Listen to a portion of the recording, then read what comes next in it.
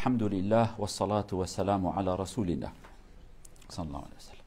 أيها الإخوة، اليوم سنتكلم حول الأيام التي قضاها رسول الله صلى الله عليه وسلم في حديبية وهو في تفاوض مع سفراء المشركين. ماذا سيفعل؟ المسلمون وصلوا إلى حديبية وتيقنوا بأنهم لن يستطيعوا أن يدخلوا مكة بسهولة، فحينئذ بدأ المفاوضات بين الجانب الإسلامي والجهة الكافرة، جبهة المشركين. سنتكلم حول المفاوضات، كيف جرى المفاوضات وأسلوب المفاوضات وتصرف الصحابة مع رسول الله صلى الله عليه وسلم. برايد عزيز إيرو أنا بحثا اوان چند روزك پیغمبر لحدیبیه در باز کرد. وانا تب درس تاریخی نهیبی دارم و گهداری بکن بشکل که نرم جوارات بیجن و جی گهداری بکن حکمت و درسی کد حیاتا پیغمبر دهنه جه امتخن عقل خو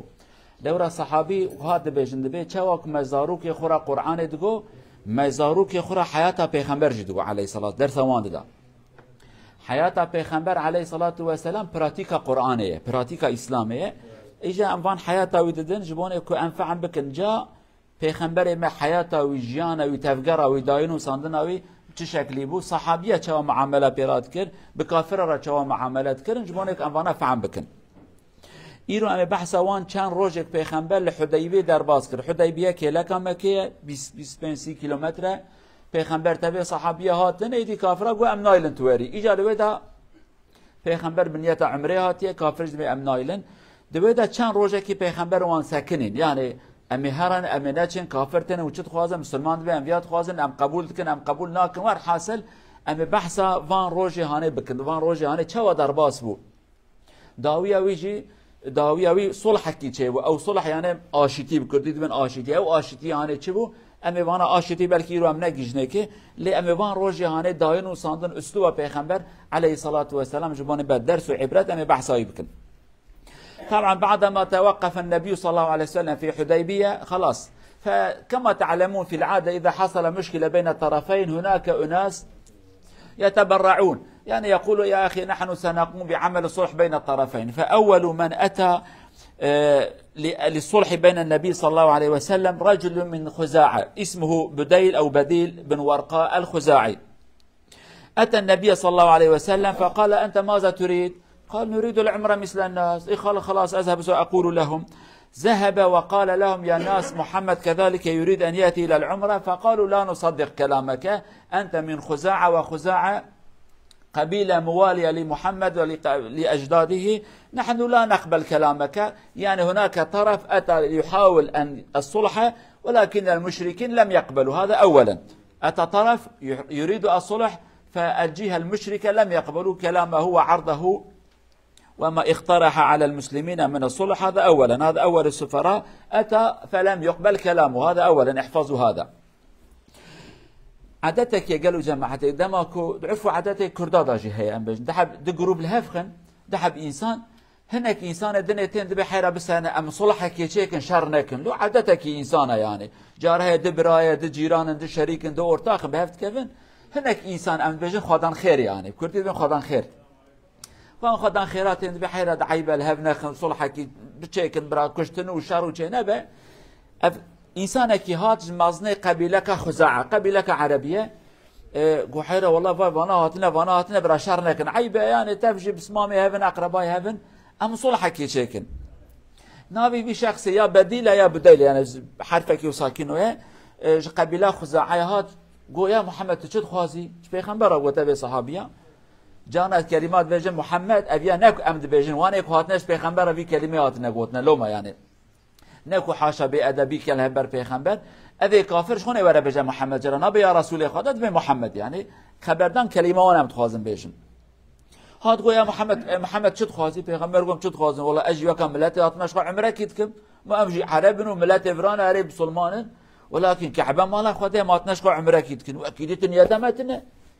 أبي إنسان يقول هرمش قريشي را بيجن والله بياتي عمريت كنجبون تشتكياتيه شو جوانا قو حيرة والله ما تشيب محمد را خبر ده محمد بيجبون عمري هاتمه نيتا منو خرابي كيتنا كافرة والله مشتا يقيناكن تو درواتكي چما درواتكم قو مانا قبيلات خزاعة ونو محمد اصلا ونو اوكي هبن ام بيجن هفالي هبن دوستي هبن جبابو كالا دا ون آلیکاری کال باب محمد وکریه کالی و کالی که باپیری وکریه يعني قبيلة وقبيلة وانو بشكي ده نزيكي هافن ام جوا يقيناكم بلكي تحيلتك فقيرو يقينك يعني يكي هات خاص صلحة كي جيك ملاتي قبولنك ابيا اي عول جبير بانكم طرفك هات خاص بوني صلحة پیغمبر نياتا خجراغو لأبي مكي قولم تقبولناكم كما قلت دروات كي تحيلكي تكي هريا كما حيلتكم وقوناغو مانا باپير محمد دوستي هفونا محققت آليكاريا وانت خيرا وانت خاز أو دركت أو شو يبدن عليك. هناك طرف آخر الأحباش كما نسميه. هناك مجموعة كبيرة منهم يعيشون في مكة وحواليها فأرسلوا رجلا اسمه حليس بن علقمة سيد الأحباش قبيلة أو الأحباش الجنود الذي أتوا من الحبش وبقى لهم بقية هناك. فالرسول الله صلى الله عليه وسلم كان رجلا عظيما وحكيما. انظروا إلى تصرفه حينما رأى وعلم بأنه هذا حليس قال هذا رجل يعظم الكعبة والهدي ابعثوا في وجهه الهدي الذي أتينا به. النبي صلى الله عليه وسلم أتى بالهدي حتى يذبحه في مكة قال ابعثوا في وجهه حتى يرى الدواب الذي أتينا بها للهدي وكبروا الله عز وجل لبيك اللهم لبيك حتى يعلم بأننا أتينا للعمرة. فالنبي كان يعلم بأنه إذا رأى هذا لا داعي أن يتكلم مع النبي وسيذهب إلى المشركين وهو في الأصل كان معهم كان من حلف المشركين سيقول من حق محمد أن يأتي إذا لم يقبلوا كلامه هو سينسحب ولن يساعد المشركين. فالنبي كان حكيما بهذا التصرف استطاع أن يفرق بين المجموعتين. الأحباش انسحبوا وتركوا معاونة المشركين قالوا أنتم تظلمونهم. حتى هذا الرجل قال كلاما عجيبا أقول لكم حينما قالوا لا نقبل قال التحج لخم أو لخم كلمة اسم القبائل وجزام وحمير ويمنح عن البيت ابن عبد المطلب هلكت قريش ورب الكعبة إن القوم أتوا معتمرين. هو هذا كلام يقول هم أتوا للعمرة وأنتم تسمحون للأجانب ولا تسمحون لابن البلد. هذا شيء عجيب هذا ظلم. فاستطاع النبي صلى الله عليه وسلم بهذا التصرف أن يفرق بينهم. حكمة القائد أن يفرق بين الأعداء المجتمعين. إذا استطعت أن تفرق الحلف فأنت رجل ناجح. فالنبي استطاع أن يفرق هذا الحلف الموجود أمامه. دفردا يكيد دويهات مزني أحباش وانيك زمان خداش حبشي هاتنا إجا لوي برمانا أو جيدين ظلام وشارد كن وحشيش حبشي بو وحشي أبيك حضرتي حمزة كشت أو جيك جوان بو يعني مزني كيوان نابي حليس بو قوجا تهرد تماشاك تجي دوست أو دوست مشركة يا والي وانا يعني جروبا وانيك پیغمبر علیه الصلاة والسلام تماشاكن يعني ام جارنا قرب عاقل بن ايكو هات رحي وشوايه مثلا شخص که هات ج قهوه حست که ج چای حست که ج کباب حست که ج پیزا حست که ج چه حست که تزانبی تلوی گوره بدی بستین فکراوی چیه زانبی لو نکو ام نزان و جاهل بن کابره هاتیه ابجن فقیر و ناخواز شکر بخو تنزانی تی شکر دتی که اوج عیبا شکر تخو شکری رادبت شد که خسته تی دمره تمالای خراک گره تزانبی داماراوی کی جهته چا نزیکی بی اف شخص یعنی وقتی که هات تماشا کن پیغمبر کیه اولا فلان کس پیغمبر با عاقل بو پیغمبر بو زانه بو گوی انسان هانه جوان انسان کو قال لك حرمته كعبه دگرن حرمته كعبه الجميع پرمازنه يعني ايه ام چبكن پیغمبر وقتی که مدینه هاتبو هناك حیوان بخرانی بو جوان بك قربان لمكه وقت عمره ده جراد عربی بجن هدي قربان گو هدیه وان قربان درخم براوی بدینه برا قربان بدینه یا ما قربان انیه ووجه تكبير عمره بدن لبيك اللهم لبيك بيجن برا او زانب امجبون شرناتنا امجبون عمره هاتنا پیغمبر زانب اگر کوفی انسان وره بسلمانه بدینه دی حالت یقین که کجبون عمره هاتنا ادی تشتابکه یا ای هرب مشرکه مکه را خبر ده وان راضی بکه ایوانا اذن پیغمبر بدن علیه الصلاه و السلام ورا عمره اشکون پیغمبر خواسته عمره بکه بیا یک اگر کن نکار با وان راضی بکه جی ابیاج مشرکه مکه را بجا ولا زهواله وانا مظلمت کن از بیا قبول ناکم لو را کعبت شعبی ده پرمازنه هره نفس المانه فقط جوان کسی که حرمت کعبه پردگرن وقتی که ها تماشا کر وای نات پیغمبر خبرش نده ها هات حیوان دید وای صد حب پنجی حب شست حب دوا هاتنه پیغمبر شست حبی آنی بو اون کی دنش هبون و حوا شست حب دوا هاتنو مسلمان بل لبیک اللهم لبیک لبیک لا شریک لك قامز بزبرن وانا جبوني عمري هاتنا هات جبانا قو محمد جبوني عمري هاتيه افانا جبوني عمري هاتنا ايه وبيد مرور عمره خبكن قو دويد هرا قو حلال تاكريه قو حلال مناكريه نكارن حلال مبكن افيا جبوني عمري هاتيه قو انا دويد هرا تشتكي نزاني تشتكي نزاني ها تشتكي نزان ايه نزانم وارحاص لي كلام حتى تشتكي غريب وعجيب قريشيه جراقو ابي جوانا قو بني فلان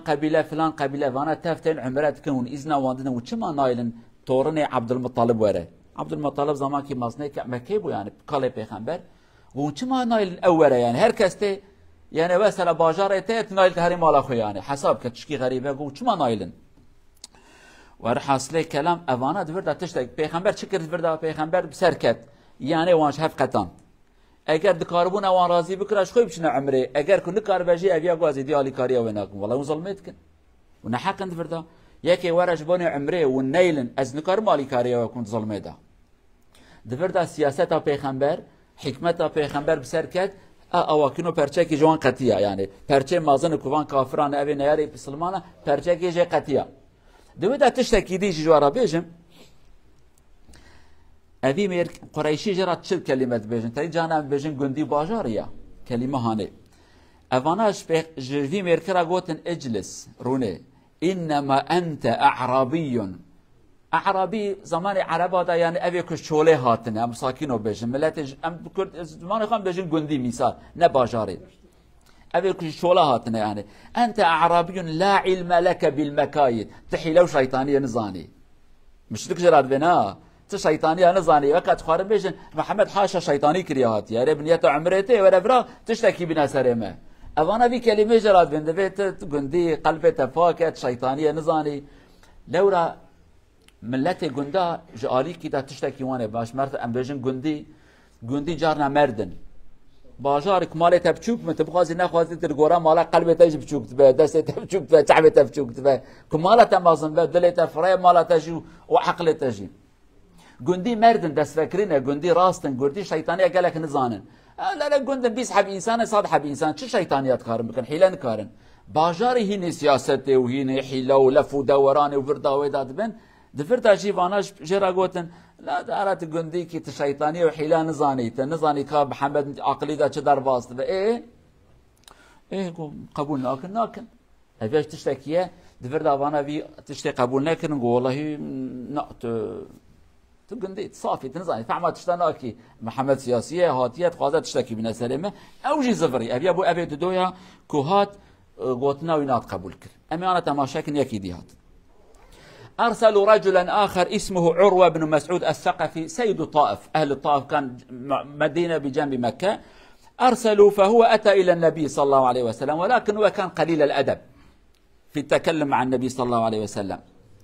خاطب النبي وقال أنت أتيت بأناس هؤلاء باللغة العربية قال أوباش الناس باللغة العربية معناه سفلة يعني السرسرين كما نقول أنت أتيت بهؤلاء الأوباش السفل الناس يعني لا يساوي 5 قرشات أتيت بهم وتريد أن تحارب قومك بئس ما عملت بهذا الأسلوب تكلم مع النبي بقلة الأدب هو قال يعني لو تحاربهم كلهم سيهرب تبقى لوحدك والقريش سيقتلوك هكذا أراد أن يهين الصحابة وحينئذ يكون قد أهان النبي صلى الله عليه وسلم يعني أنت رئيس هؤلاء المجموعة الفلتانين سفلة حقراء ما يسوي شيء بهذا الكلمات ولكن حصل أمرين أولا أبا بكر رضي الله عنه رد عليه وحقره وأدبه قليل الأدب كيف تقول هكذا نحن نترك النبي فهو قال من هذا أبو بكر كان لابس لوبس الحرب قال هذا ابن أبي قحافة يعني أبو بكر قال له فضل علي لذلك لا أرد عليه أبا بكر أهانه وهو كان يعمل شيء آخر كلما يتكلم يحب أن يمد يده إلى لحية النبي صلى الله عليه وسلم وهناك رجل جالس بجنب النبي واقف أمام فوق رأس النبي صلى الله عليه وسلم كما نقول بجنب النبي ومعه السيف فهو يتكلم فهذا يضرب يده بالسيف يقول اسحب يدك مغيرة ابن شعبة ابن أخي هذا الرجل هو مسلم وابن الأخ مسلم وهو غير مسلم هو يفرضه أو يجبره على أن يحترم النبي ولا يمد يده، هو يمد يده إلى لحية النبي، فهذا يضرب يقول اسحب يدك. فحينما يسأل يقول من هذا؟ يقول هذا ابن أخوك، فيقول بئس ما عملت، أنت ابن أخي وهكذا تعمل. فأراد أن ينشر بين الصحابة بأنهم لا يسوي شيء، فأبا بكر رد عليه. وحصل شيء آخر، الصحابة لم يذهبوا إلى الجامعات ولكن كانوا حكماء وأصحاب العقل، فأرادوا أن يظهروا لهذا الرجل بأنهم مع النبي إلى آخر نفس من نفسهم. فالنبي حينما يتكلم هم يسكتون، حينما يتكلم بصوت منخفض، لا يرفعون صوتهم فوق صوت النبي. النبي يتوضأ يأخذون ماء النبي ويمسحون به بدنهم. أي نحن هكذا مخلصون لهذا القائد النبي الرسول. فدخل في قلبه شيء عظيم، فقال لم أرى في حياتي أناس مثل هذا. كان له تأثير كبير عليهم، فعاد إلى المشركين وأخبرهم، قال لن تستطيعوا على محمد ولكن عليكم أن تروا حلا آخر. فهذا كذلك ما حصل، وعاد ولم يكسب شيئا. أفيسي قالوا جماعة إنكي باش قداريكن يكي دنيهات يكي بأدب، إنكي بأدب هنا إنكي أحمق بأدب هنا زمان بيس. أبي إنسان نابي عروة كوري مسعود يكي بأدب أدبتنا، وسياسة يعني سياسة مداركي بأدب تيجانا إنكي أنا دبلوماسية كن لب بالنازكي هنكي هنا سياسات كن تهديد جد كن يعني تهديد كن. أبي هات بيخنبر أقول محمد قو والله أفتر دور أخو كان حب سرسرية كوم كريه كلمات عربية أو باش يعني أم كرماجي أخذ بين سرسري يعني برضاي يعني سرسري تكان حب سرسرية دايا دور أخو صحابية رد بها تفانا قرأت ياخد كنه وصفان سرسرية هاني أنا أوتي سانكي وقت خرابتنش بيخنبر وهاد بتفان سرسرية دايا تياري ملاتي خورا شربكي شخص تشتكي بيسا يعني وحقارتك إيه سرسري نفانا أوتي شربكي دبي وانا تفرا بنت تبتنب مني والله الله. طبعا دفردا پیغمبر نکاره جوابایی بده نلاقی پیغمبر في كلمه بيجه بني پیغمبر لو ما بيجه خدای مکریه پیغمبر صحابیش دایا دورا من خدای وان شاندیش مرا يعني صحابه نه چون یونیورسیته نخوندن ها پروفسور نه کوم بيجن سوسيولوگ و پسیکولوگ و الله علم الاجتماع نخوندن اما وصا پیغمبر ادب کیدایا وان ابو بکر در کتشکی گو ابي وقت گو سرسری ابو بکر تشکی خرابتر جرا گو يعني حقت يكي بأدب راه تنكر بيجي قربة خلامة تما نا تشكي جرا بيجي هما أو كلمة نلاقي بيخنبر جرا بيجي بيخنبر أو مقامي بلنده يعني أبو بكر تشكي خراب جراغو يجاوب أيدا يعني قال يكي يجمع في كلمة بيجي قو أبو بكر يقول والله از نكارم جوابات أبدم لورا تزامان كي قنجي كلمة كريه از من الدار تما يعني از نكارم جوابات أبدم إيه أو دويدا جرا ما أبو بكر جواب أيدا قو أمي يبتني بيلن ام بمرجي ام لالی کس کی دست خود رجای پیغمبر بکه تشتکی دنج افیات کرد وقتی خبر داد جانت خاص بریه پیغمبر بکره عادت کی و جانت دست خود داویتن ریه هف پیغمبر رونشتیه و جرونشتیه لبر پیغمبر یک پیاسه کناندیه کره بریوی مرکیه لای بریویه يعني افیان زانه سرچاوی گرتیه جری از حربل خو کرنه یدی افیا چقدر دست خود رشت که افیا شوری خو رق پشت دستید خو بس کنه دست خو جار کی دو چقدر رشت که افیا شوری لیت خی که یاد به افیا کیه دبي ابي لايبريته لايبري بيا مسلمان الله دبيت انسان كي خايني تشوفي تشتاني كي خاين ما ينتنا دفردا تشتكي ديجي صحابيه كون نچنا يونيفرسيتي نخوندنا ها لغورا ايرو امتكارنش تبا كارابيجن گندي وساكينو ام بيجن دبلوما نخوندنا نچنا مكتبه تنه فقط اصا ادب كوان هي اصا سياسه كوان مازن هي فهم كرن كو ابي شيطان اتخوازه بيجا جا پیغمبر شعب وانا دا بچوك يا مازنه تخوازه بيا فهم بكن صحابيه تذكر نوكا يرو اما يرو مثلا شيخ متي امام متي سروك متي ام خارج دكشين خبر ددن احترام نادنك نا تماشا كر وقت پیغمبر خبر دوانه تفت سكن كلمه كي خبر نادن الله الله وقت كنا هفداج خبر دن دي خبر دن دنگي خو بل ناكن لهمبر پیغمبر دنگي خو بل ناكن حتى وا تماشا پیغمبر جناكن ها ادبا شعبي اون خارج يعني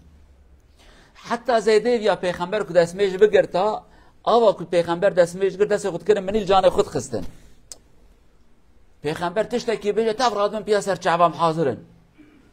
اویات حیات خدا دیم تشکا ندید ید ناو عربا دا یکی نورمال پیغمبرش نورمال کی وکوان بود سلطان نبود پادشاه نبود تشکی مازن نبود انسان کی نورمال وکوان یکی وکوان نورمال خبر ده احترامای بگرن دنگی خو بل نکن آواویش جان خو بدن حیات خدا ما تشتک ساکنو ندیتی یعنی عجیب من عقلی هات گو هرتنش خود گو وان سرسری یعنی اوان سرسری چون وان سرسری تبون قهرمان تبون میر تب خودی ایمان خودی اخلاق هات زفریا جموان کافر را چه گو والله من ایرو اصاد تشتکی دیتیه من حیات خدا تشتکوها ندیتیه گو از چما من مازن ایران دیتیه کسرا من اوی روم دیتیه چما مصر فقط من تکسکی کو هوالی وی ای دورا وکا ای محمد احترام ددنه من ندیتیه يعني يقين بكن كوفانا محمد تاني نايلن ابيا زانبن ايه قلت والله ما تشد برابه هر ايصال نايلن ورا عمري بكام فيها نايلن يدي وكبو مثلا ناموسلو مثلا يدي ايرو ايصال ورا تشينابه برا ايصال هر جارك دي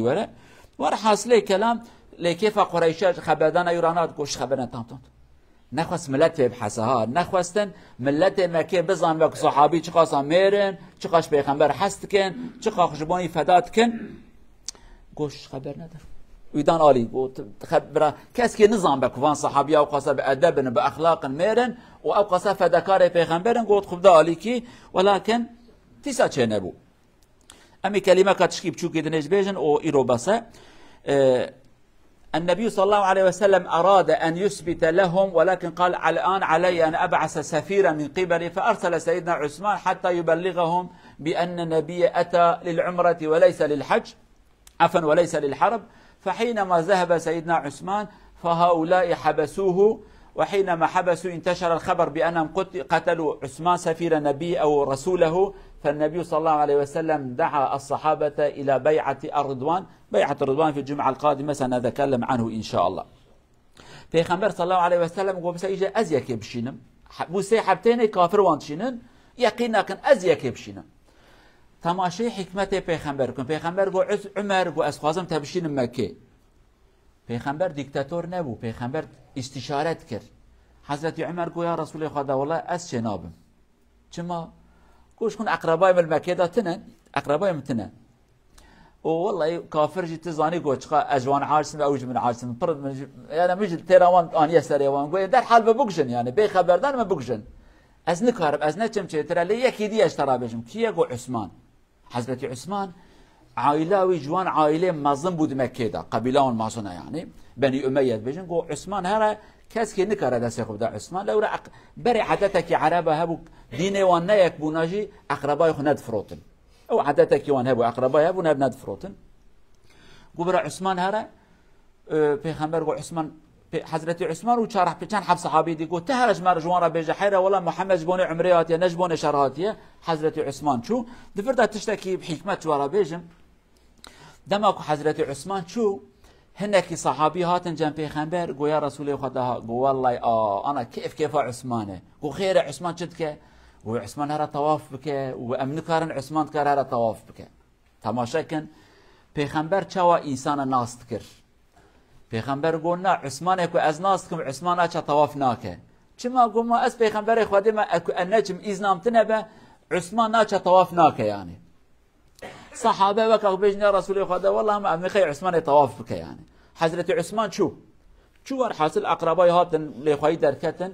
گو عثمان ور طواف بك گو ناس طواف ناکم پیغمبر نای ازش ما ورم و نای لم پیغمبر خدا ور از چه ورم طواف بكم تماشا كن چه ادبك مازن يعني بريا سروك خو